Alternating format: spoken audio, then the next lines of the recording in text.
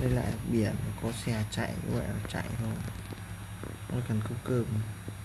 nó túc tắc tháng nó được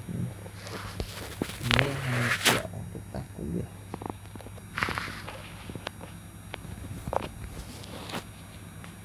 Tuấn Hầm như thằng đấy là đây vậy, thân thân với nó vậy thì bảo nó chỉ cho Hằng làm affiliate, thằng đấy làm kiếm được vậy thì bảo hỏi dò xem nó có dạy không, bảo Hằng lên mà học ở nhà mà làm, anh rảnh rỗi ở nhà làm ra tiền hơn nhiều, nó một ngon nghẽ nó ra tiền hơn nhiều là sửa thi quần áo may đi quần áo, nói chung cũng vẫn có tiền.